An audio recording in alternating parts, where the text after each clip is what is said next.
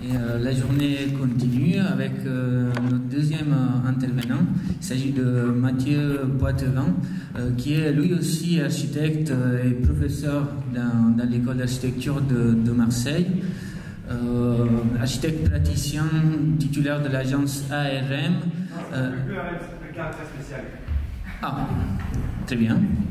Bon, en tout cas, parmi ces projets, il y a la friche, non? La structure qui nous accueille aujourd'hui. Elle nous va parler de la méthode qu'il expérimente d'une architecture désobéissante sous la forme d'un dialogue avec Anne-Valérie Gasque. Vous restez là ou... C'est toi la chef, je vais où tu veux. Oui. Non, tu vas là-bas, moi je reste là, c'est comme ça. Ça va passer une tête, ça va se... Parfait, vous avez besoin d'un autre micro ou vous avez les deux? Très bien, je vous laisse la parole. Mathieu Poitevin et Anne-Valérie Gasque. Ah, bonjour. Bien, Mathieu, tu m'as demandé d'accompagner ta parole. Je voudrais qu'on aborde ton travail selon 3 angles successifs qui ont évidemment tout à voir avec la thématique de la préexistence comme on la traite ce matin. La première notion, c'est celle de la réhabilitation au sens de la réhabitation d'un site. Tu nous reçois ici à la Friche Belle de Mai qui est, tu le dis, l'œuvre de ta vie. Ça fait 20 ans que tu travailles dessus, que tu la conçois et que tu la construis. Comment tu abordes cette question de réhabiter un site préexistant? Le deuxième point que j'aimerais qu'on aborde, c'est la question de la restauration, qui peut être, elle, entendue de manière conformiste, c'est-à-dire conservée, refabriquée à l'identique, mais aussi qui peut être transgressée et plus fidèle à l'esprit de la création initiale que finalement à l'objet tel qu'on l'a toujours connu ou initialement inventé. Et enfin, j'aimerais qu'on parle de la question de la démolition en architecture. Voilà, ça c'est pour annoncer un petit peu les 3 ancrages à partir desquels je voudrais que tu nous parles de ton travail.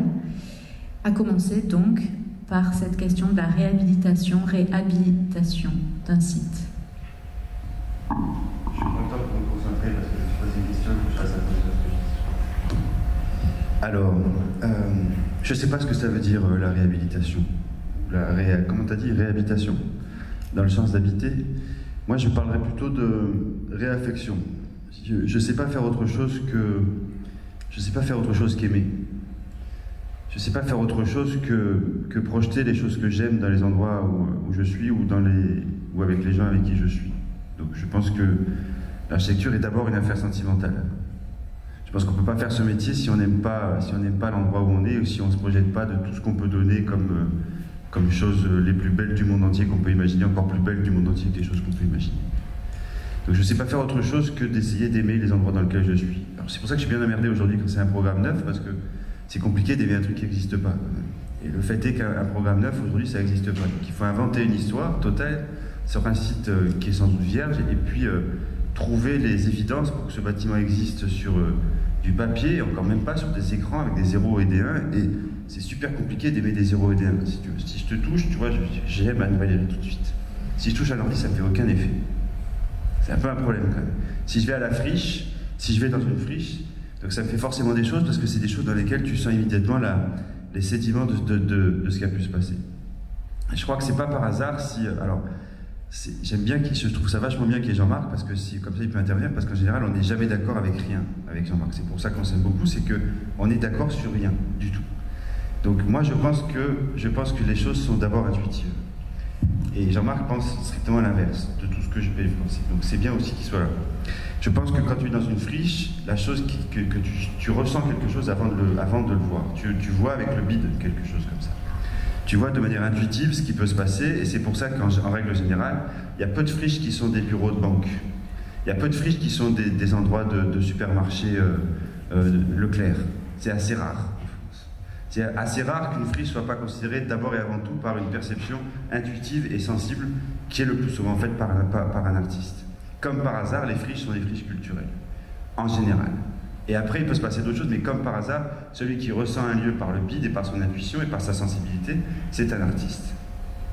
Donc l'artiste est là pour transgresser ce que les gens ne voient pas. Il sent, il voit avec les mains, avec les pieds, avec les trucs, ce que les gens ne voient pas. Et c'est pour ça que je trouve ça assez fabuleux de considérer une friche avec toutes les sensibilités que ça peut exister.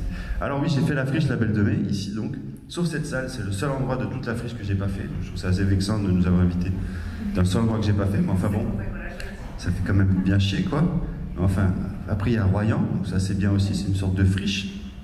Et donc, c'est assez étonnant de travailler dans un lieu pendant, oui, presque 20 ans. C'est-à-dire que j'ai commencé à travailler ici, je crois que j'étais même pas pubère, et on parlait encore avec, en francs. Je crois que le premier marché que j'ai eu ici, c'était avec des francs, donc je pense que même les étudiants qu'on a ici, il y en a quelques-uns ne connaissent même pas ce que c'est que le franc.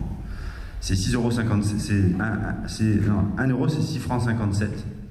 Donc on avait des marchés à moins de 100 000 francs, pour faire rien. Et donc c'est assez étonnant dans le parcours de cette friche de voir comment est-ce que le temps, parce qu'il n'y avait pas un rond, donc comment est-ce que les projets se faisaient sans fric du tout, donc sans programme, sans rien du tout, juste avec des gens qui habitaient le lieu. Donc tu parlais d'habitation, donc d'habiter le lieu, et comment ces gens qui habitaient le lieu te parlaient beaucoup de choses qu'ils avaient dans la tête, d'envies qu'ils avaient dans la tête, sans savoir les transformer spatialement ou de manière dans une forme de temporalité, et comment moi j'ai grandi et j'ai vieilli avec ce lieu en réalité.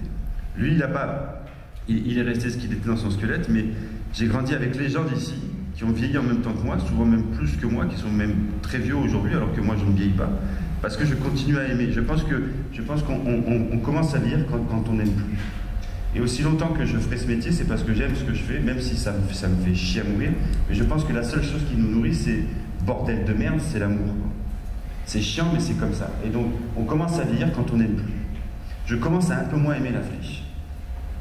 Je commence à vieillir un peu. J'ai mal au dos, tout ça. Je commence à moins aimer la friche parce qu'il s'y passe moins de choses. Parce qu'il y a moins de possibilités. Parce que le lieu devient un lieu qui fonctionne tellement bien. Il y a 3500 personnes tous les week-ends sur le toit. Il y a des gamins qui viennent jouer dans la cour.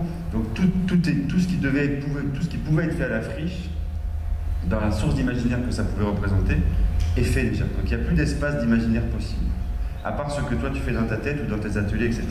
Mais donc ça devient compliqué d'imaginer la suite qui va avec, parce que presque l'histoire devrait être projetée ailleurs aujourd'hui. J'ai fini? Vous m'en allez? Non, en fait, je buvais tes paroles et du coup, j'ai pas anticipé la suite. Oui, mais alors ça veut dire que dans la manière dont on aborde un programme, il faut anticiper la possibilité que cette, comment dirais-je, fonctionnalité absolue n'advienne jamais. Donc comment c'est possible de retarder au maximum le moment où tu vas constater que le potentiel d'invention des habitants est arrêté. Il y a plusieurs choses par rapport à ça. Je pense que il y a plein d'archis, donc moi je ne veux pas être le seul à parler parce que ça m'emmerde. Mais il y a plein d'architectes. Je pense que le programme est une chose qui nous rassure, c'est comme une canne. Quand on a un programme, pour nous, ça nous rassure, mais ça nous rassure contre, pas pour. Donc l'architecture, c'est répondre à la question qui nous est posée. La question qui nous est posée, c'est il y a un lieu, il y a un programme, il y a une enveloppe budgétaire, on doit répondre à ça. Si on répond qu'à ça, on est juste un petit architecte de papier qui n'a pas beaucoup d'intérêt, qui est riche, qui a beaucoup de boulot, ça c'est sûr, qui va plaire aux promotes et tout ça, mais qui n'a pas beaucoup de travail. Notre travail commence après la réponse au programme. Quels sont les espaces qu'on peut donner après, en plus? Mais c'est donner, vraiment c'est ça. Je pense, pour revenir au fait d'aimer, je pense que apprendre à aimer, c'est apprendre à donner.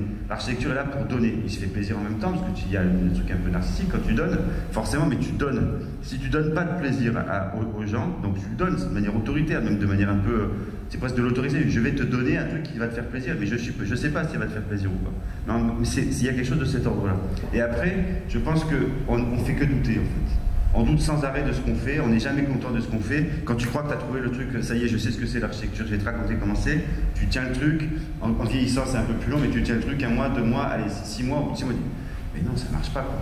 Et tu trouves encore des choses et tu continues à chercher comment donner mieux, comment donner davantage, comment donner plus, comment aller au-delà de ce que tu sais faire pour encore plus, pour donner encore plus de ce genre de trucs-là. Et quand dans un endroit où tu as mis 20 ans, où tu as fait que donner, et que les mecs parfois comprennent pas, et même contre leur gré parfois prennent, si tu veux, et que tu vois qu'un jour tu peux plus donner parce que les mecs veulent plus recevoir, parce que donner c'est aussi apprendre à recevoir, parce que les mecs pour qui tu donnes, on est un art de commande, donc forcément tu dois donner des choses que les gens puissent recevoir.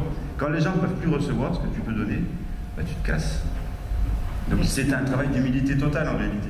Je pense qu'il y a un truc qui est intéressant, c'est que moi je me fais tout le temps traiter de mec le plus égocentrique du monde. Je suis l'inverse de ça, en vrai. Je crie parce que en fait je doute sans arrêt. Donc je gueule tout le temps parce qu'en réalité je doute sans arrêt de ce que je peux donner en plus. Donc je gueule pour pas qu'on me voit. Paradoxalement. Je gueule pour qu'on puisse voir ce que je fais éventuellement, mais pour pas qu'on me voit. Je pense qu'ici c'est un lieu qui parle d'architecture, qui parle pas d'architecte. Quand tu es à Marseille, donc quand tu regardes, on voyait Royan, des choses comme ça, ou quand tu es à Marseille aujourd'hui, c'est assez consternant de considérer que l'architecture se cantonne à l'image que tu vas faire. Et ça date depuis l'avènement des concours dans les années 80 et de pire en pire, mais il n'y a plus de fond. On travaille plus sur ce qu'est un plan, ce qui est comment les gens peuvent le vivre, comment les gens peuvent appréhender. Il y a quelques architectes qui font encore un peu ça, mais de moins en moins. Mais en gros, les mecs qui se gavent aujourd'hui sont des mecs dont le plan, ils s'en tapent complètement. C'est comment tu vas te mettre un paquet de pognon dans la façade pour que tu aies l'image glacée, que le promoteur puisse le vendre, et que le maître d'ouvrage, ça fait l'effet waouh, et que ça marche bien, et que le reste, on s'en fout. Il n'y a pas de vérité. Il n'y a plus de vérité. C'est-à-dire que tu fais des bâtiments dans lesquels ce qui marche, c'est l'image de papier glacé, avec des forêts de plantes hallucinantes que personne connaît, dont on se fout complètement, qui pousseront jamais. Mais ça fait l'effet waouh. Et l'effet waouh, c'est un truc qui fracasse l'architecture. C'est vraiment un truc qui fracasse l'architecture. Je pense que le plus bel effet waouh qui peut résister dans un projet, c'est quand le projet se fait le plus discret possible pour que les mecs qui le vivent, en fait, eux, se le partagent. Pas se l'approprient. Pas s'approprie. Je suis pas bouchin. Moi, je suis pas pour l'appropriation architecture. Je suis pas pour la propriété. J'en ai rien à secouer. Ce qui m'intéresse, c'est comment est-ce que les gens se partagent un lieu. Comment les gens peuvent mais même se le partagent de manière sensible dans la visualisation qu'ils peuvent en avoir. Et comment, en fait, c'est les gens qui font le bâtiment. La vie du bâtiment, c'est un bâtiment est réussi s'il est vivant, pas s'il est inerte. S'il est vivant, s'il se modifie, s'il change avec le temps, avec les usages, etc. Toi, tu viens de prendre un atelier ici, tu l'as aménagé à ta façon, je suis ravi, c'est pas moi qui l'ai fait. Et ta façade, peut-être que ça va te gonfler, donc tu vas mettre un rideau, ou un tableau, ou un truc que tu vas péter, ou tu vas péter les murs parce que de toute façon tu pètes tout, et de toute façon c'est comme ça. Mais c'est assez beau, paradoxalement, de voir ce que les gens ont fait de ce que j'ai fait ici. Quand tu vas dans les ateliers, j'avais imaginé toutes les rues qui étaient habitées, avec des plantes qui poussent, etc. Les gens n'ont rien fait. Ils habitaient tous dans la tour qui était des ateliers, qui était fermée. C'était tout fermé, ils n'avaient pas de fenêtres et tout ça, et c'était complètement illégal. Nous, très naïvement, on a fait des rues, pour que ce soit des couleurs, mais des rues. Dans ces rues, on a mis des murs, ce qui est logique pour une rue, avec des portes, avec des fenêtres, pour que les gens aient du jour, tu vois, et qu'ils voient la lumière. La première chose que les gens ont fait quand ils ont pris leur bâtiment, c'est fermer les fenêtres. Avec des poubelles, avec n'importe quoi, pour pas qu'on les voit. Ils n'avaient jamais vu de lumière de leur vie. Et bien quand tu leur donnes une fenêtre, les mecs ici, qu'est-ce qu'ils font? Ils ferment. On leur a fait des patios pour qu'ils puissent partager le patio. Ils ont fermé l'accès au patio. C'est super bizarre. Une espèce de réflexe de copropriété étrange où en fait chacun se referme sur lui plutôt que d'échanger. C'est super bizarre. Le seul lieu, paradoxalement, où ça fonctionne, c'est pas dans les lieux qui sont, entre guillemets, qui peuvent être privatisables, comme la rue ou comme les aires foncières ou tout ça, c'est le toit. Le toit, comme c'est un espace que j'ai réussi à faire comme un espace public, même si c'est un espace privé ouvert au public, celui-là, il fonctionne sa mère, quoi. Et donc ça veut dire que le toit, aujourd'hui, même si c'est encore un peu boboisant et tout ça, mais tout le monde y va sur le toit. Toute génération, toute classe d'âge, toute populaire, pas populaire, etc. Ça fonctionne. C'est un lieu qui fonctionne, je sais pas pourquoi. Je sais pas pourquoi. Et si d'autres peuvent me dire, pardon, si M. Chancel peut me dire... Si M. Chancel peut me dire pourquoi ça fonctionne, parce qu'il va savoir, eh ben, parce que c'est un mec qui raisonne, alors que moi je ne raisonne pas, je suis très bête. Hein, n'est-ce pas? Je suis très bête.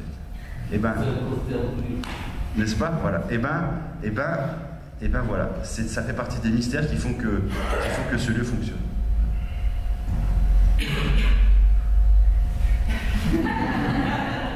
Putain, j'arrive à plus savoir ce que tu as à dire. J'en reviens pas. Non, moi j'ai pris des notes. Ah bon? Alors, je pensais aborder donc en second point la question de la restauration. Comment toi tu vois, enfin je le sais un peu, mais j'aimerais que tu nous en reparles, la manière dont on restaure les bâtiments, dont on veut les rendre propres, voire renouveler toujours à l'identique, comme s'ils étaient éternellement neufs. Que penses-tu de cette, comment dirais-je, presque idéologie contemporaine aujourd'hui à vouloir restaurer et conserver certains de nos monuments, parfois indépendamment de l'intérêt collectif. Tu penses du bien, bien sûr. Tu penses bien que je suis pour la taxidermie Je trouve qu'un animal empaillé est quand même vachement plus beau qu'un animal sauvage. Je trouve que les gens qui vieillissent pas sont magnifiques. Je suis pour la chirurgie esthétique, pour les seins qui sont jusqu'ici jusqu'à 92 ans, pour une femme qui arrive même plus à fermer un œil parce que sinon elle pète. Et je suis pour les choses qui ne vieillissent pas. Je suis pour le fait que les choses ne peuvent pas changer avec le temps et pour qu'on les fige. Au-delà de ça, je pense qu'évidemment c'est important qu'un bâtiment, si on considère que c'est une matière vivante, puisse évoluer et puisse se transformer. S'il se transforme, ça veut dire qu'il vieillit, voire même qu'il puisse mourir, voire même qu'il puisse disparaître. La permanence architecturale, je ne sais même pas très bien ce que ça veut dire, c'est une question que je me pose beaucoup, et c'est pas mal qu'un bâtiment puisse avoir une espèce de durée de vie avec un truc de préemption qui fait qu'à un moment donné, il disparaît. Là c'est marrant parce que Jérôme qui est ici aussi, donc il fait un bâtiment, il est malin Jérôme, en plus il est doué, et donc il fait pour la future IMVT, il fait un bâtiment en dur, qui est le petit pavillon de préfiguration de l'IMVT. Avec Christelle Filotico, ils sont très forts, ils arrivent à faire des structures, ils arrivent à faire bosser des étudiants, je ne sais même pas comment ils font. Enfin, ils sont très très brillants, et je dis ça en toute sincérité. Et donc j'ai pris le contrepartie de son projet, puisque moi je suis étudiant à S9, donc de faire un bâtiment pas en dur mais en mou. Enfin pas en mou mais qui pourrit. C'est-à-dire que... Ouais. Et donc on va faire le même truc que lui, donc je vais tout pomper, je vais aller à la mosquée, je vais tout pomper, tout comme lui, tout pareil, sauf que je vais faire un truc qui va pourrir. Comment tu fais un bâtiment qui est biodégradable? En sucre, en betterave, en carton, je sais pas moi, tu vois, en sable, il pleut jamais, donc on peut le faire en dur, et le jour où il pleut, il fond, il meurt. Voilà. Une espèce de truc où tu dois vivre dans l'urgence du bâtiment qui va exister. Peut-être il pue même au bout d'un moment, il pourrit, tu vois, quelque chose qui fait qu'il va être beau pendant un temps, puis après il pourrit, ça me plaît bien. Mais après, je trouve ça assez magnifique. Ça, c'est juste pour la blague, encore que derrière, il y a un peu d'autre chose que ça. Et je trouve ça assez magnifique qu'un bâtiment puisse vieillir, que même les choses puissent vieillir. Il n'y a rien de plus émouvant, et c'est peut-être là où je vois que je vieillis, il n'y a rien de plus émouvant que d'aller dans un temple grec et de voir ces enculés qui ont fait des putains de monuments à tomber par terre de beauté, monumentaux, avec des colonnes, tu sais même pas comment elles tiennent, tu veux faire une colonne aujourd'hui, on dit non tu peux pas, t'as pas le budget. Putain, ils n'avaient pas de budget, tu vois, ils n'avaient pas d'économistes, ils n'avaient pas de programmistes de merde, bordel de merde, ils n'avaient pas de HQE et tout ça, mais ils faisaient des putains de colonnades de la mort qui tue avec des portiques, et c'était toujours cadré sur la mer qui va bien, t'as toujours la ligne d'horizon avec le truc qui va bien, puis de l'autre côté tu vois l'autre temple là-bas pour que Héra elle dise bonjour à Zeus, tu vois, tranquillou bilou, comme ça. Ils savaient, donc ils comprenaient un site, ils comprenaient la matière. Bon, évidemment que c'est fait avec au prix de mais c'est à tomber par terre, et même quand c'est beau parce que c'est beau parce que c'était tout coloré, tout blanc, etc. C'est beau parce que ça s'est cassé la gueule, parce que ça s'est effrité, parce que le temps a marqué ses traces, parce que tu as une plante qui a poussé dessus puis qui a séché, et parce que c'est beau parce que il y a une histoire qui se greffe dessus. C'est forcément beau parce que les traces, les strates des sédiments font que c'est beau. Encore une fois, pour revenir à une histoire d'amour, c'est comme si c'est compliqué d'avoir la même femme toute sa vie, bordel. J'aimerais bien, mais j'y suis pas arrivé jusqu'à présent. Mais c'est pas parce que tu as une femme et qu'une autre femme que tu remplaces la femme avec qui tu étais. Pas du tout. C'est une histoire continue. Je vis une histoire, on va dire sentimentale de 20 ans à je sais pas quel âge. Je suis pas encore mort, quoi. Les femmes qui ont constitué cette vie ne sont pas des femmes qui ont remplacé l'autre, c'est des strates. C'est ça qui est beau, si tu veux. Même si ça fait chier quand ça se met. C'est cet empilement de temps, de strates qui font que ça crée une vie, ça crée une histoire. Il n'y a pas d'histoire sans temps. Il n'y a pas d'histoire sans temps. Tu m'entends quand je te dis ça, qu'il n'y a pas d'histoire sans temps? J'entends. Mais alors, justement, on avait une conversation avec des amis hier soir. Des amis? Oui, mais très peu. Et on imaginait qu'en phase concours, l'architecte puisse répondre au concours en faisant apparaître dans sa réponse, et que ce puisse être donc demandé par le commanditaire, les modalités de démolition de son projet. Ouais, aide-moi. Bon. Aujourd'hui, tu veux dire c'est compliqué pour un architecte parce que quand même il y a quand même. Oh, il y a Marine. Bonjour Marine. Je l'ai pas vu.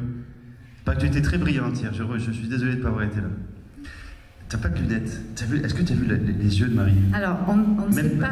Regarde là, si elle ouvre les yeux, ça fait des rayons qui sortent. Regarde. Tu parlais d'un bâtiment qui pourrit. Ouais. Pour la plupart des constructions, on ne sait pas aujourd'hui démolir ce que l'on construit. On évoquait hier soir dans notre conversation amicale. On sait très bien les démolir. C'est le corps de métier qui gagne le plus de fric, le démolisseur. Quand tu vas sur un chantier et que tu dois péter pour reconstruire, celui qui gagne le plus de pognon, c'est le démolisseur. Donc il fait venir les gitans pour amener un peu du cuivre et tout ça vite fait, là, puis après une fois qu'ils sont partis, il vient et c'est des mecs, ils viennent pas avec des pick-up, etc. Ils ont tous des Porsche à tomber par terre, ils ont tous des caisses le mec, ça se gave, un peu moins aujourd'hui parce qu'ils sont obligés de faire un peu de tri, mais ils se débrouillent, il n'y a pas plus riche qu'un démolisseur sur un chantier, dans un bâtiment. C'est pour ça que tu devrais aussi faire une entreprise de démolition en même temps que ton atelier. Peut-être c'est un moyen d'être riche plus qu'on a. Oui, mais après, sur la démolition, c'est compliqué de pouvoir imaginer. C'est compliqué de pouvoir imaginer ce que tu détruis. C'est comme si je sais pas. Je sais pas répondre à ta question. J'ai pas envie de. Enfin, quand tu fais quelque chose, c'est pour essayer de poser. Ce métier, c'est quand même essayer de laisser une trace, même si c'est pas une trace matérielle, mais une trace philosophique ou sentimentale par rapport à ce que tu fais. On a tous besoin de laisser une forme de trace quelque part. Et donc d'imaginer comment tu enlèves ta propre trace, ça devient un peu plus compliqué. Donc je laisse le soin aux autres. Salut Rémi. Je laisse le soin aux autres de... C'était bien ton restaurant hier soir? Ça s'est bien passé? Il est beau? Toujours bien avec des amis. Et je pense que c'est bien de laisser le soin aux autres de t'effacer. Tu peux pas. C'est compliqué d'essayer de s'effacer soi-même. Déjà, c'est un boulot de faire la part entre comment tu effaces, enfin comment le fait d'enlever son ego, ça te permet de savoir mieux donner. Ah, il y en a un qui s'emmerde déjà. C'est dommage. J'ai fait toujours de la peine quand quelqu'un s'en va. Au revoir, monsieur.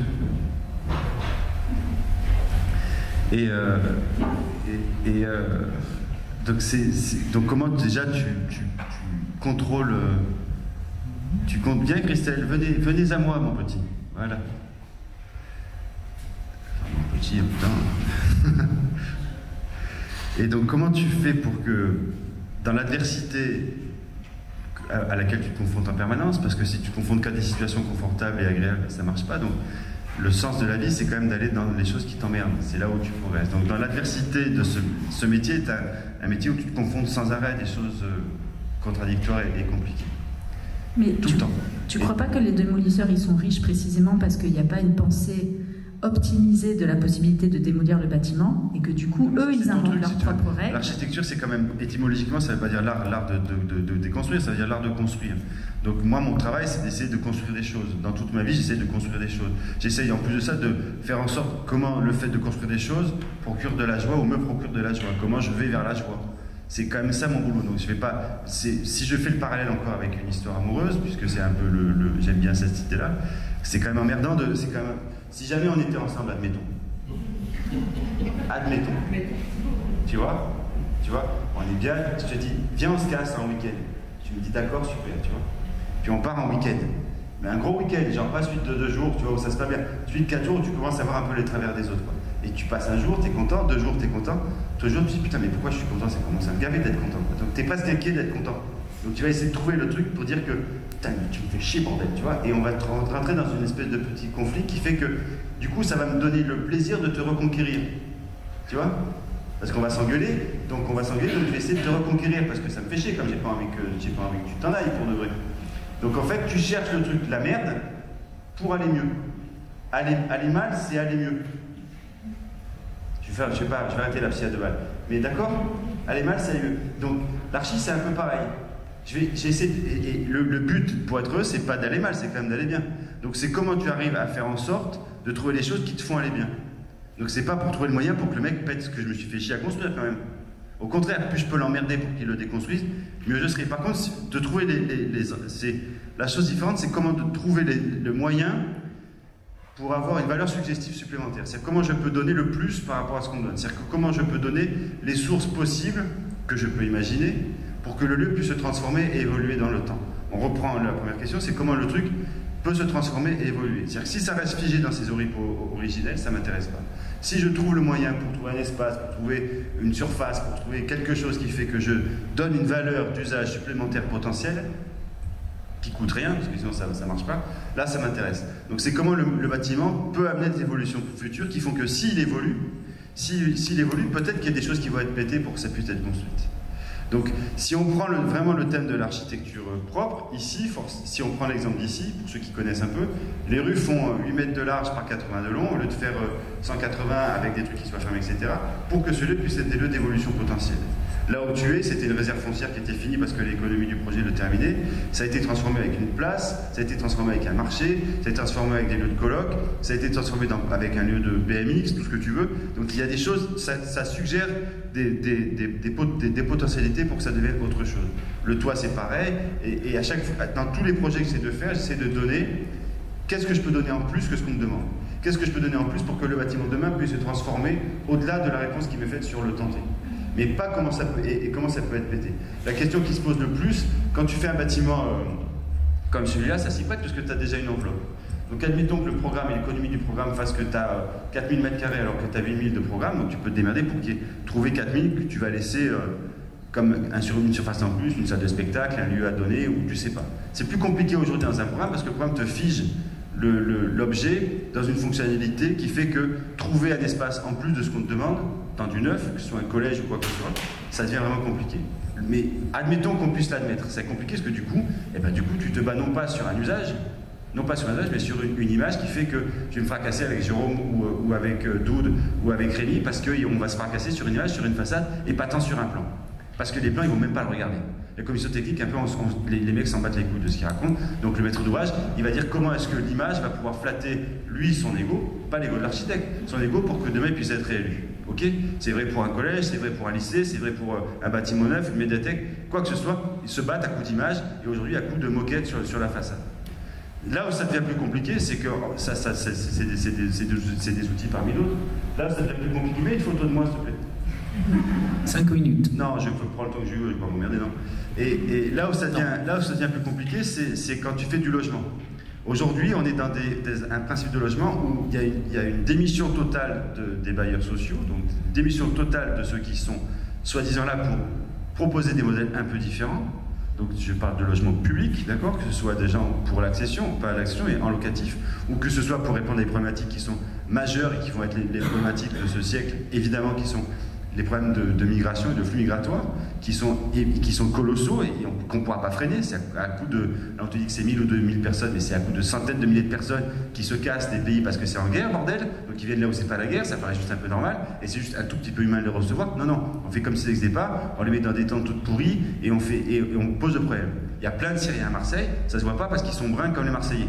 Donc tu les vois à Calais, c'est sûr, mais à Marseille, il y en a, je pense, autant. C'est dommage que certaines personnes ne soient pas là, elles auraient pu en parler. Mais donc, donc le problème du logement, qui est à mon avis le problème essentiel, donc habiter, c'était ta question, qui était le problème essentiel de l'architecture, aujourd'hui, il est plus destiné à des gens qui sont dans le public, mais dans le privé. Donc c'est des promoteurs qui demandent à des architectes de faire des logements. Alors c'est parfois, quand c'est des petites opérations, c'est pas très grave, tu vois, quand c'est 20, 30, 40 logements, on s'en fout, mais c'est aussi de plus en plus des coûts de 20 000 m², donc ça fait du 400 logements ou 500 logements. Où là, tu as un promote qui vient et qui te raconte comment est-ce que tu dois te faire le T2 qui fait tant, le T3, le T4, etc. pour que sa charge foncière qu'il va proposer, ça rentre et que dans son bilan, ça rentre. Lui, habiter autrement, habiter mieux, c'est pas son problème. C'est comment est-ce que je vais faire du fric. Donc on se tourne dans un problème qui fait que lui, changer le monde, il s'en fout, changer le projet, il s'en fout. C'est comment est-ce que la façade va pouvoir se faire mousser avec aujourd'hui de la spiruline. Personne ne sait ce que c'est que la spiruline. Ou c'est un truc, c'est des fermes de spiruline sur les toits. Je sais pas, c'est une plante qui fait bien. Donc tu mets des plantes partout aujourd'hui à Paris, même à Marseille, mais ça ne poussera pas, pour que tout à coup il se passe des choses avec de la végétation. Avant c'était la double façade, avant c'était tout ce que tu veux. Donc il y a des temps de cosmétologie en architecture qui se succèdent les uns aux autres pour éviter que le plan puisse changer. Les seuls qui font ça, enfin il y en a quelques-uns, mais les plus connus qui essaient de faire autrement du logement, c'est la Caton-Lassalle, avec un modèle différent, avec une expérimentation différente, avec des choses qu'on peut reprocher, mais qui quand même proposent d'habiter autrement, un peu moins con, quoi, un peu plus grand, de mettre le fric ailleurs que dans la façade, mais plutôt dans l'espace et dans le volume. Et c'est très rare, c'est très très rare.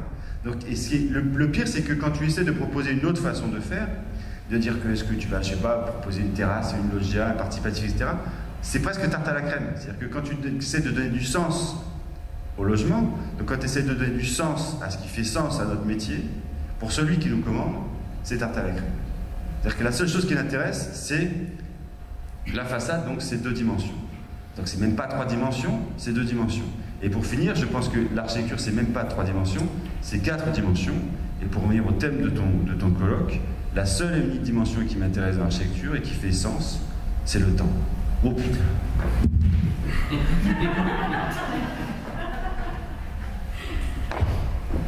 Merci Mathieu Poitevin.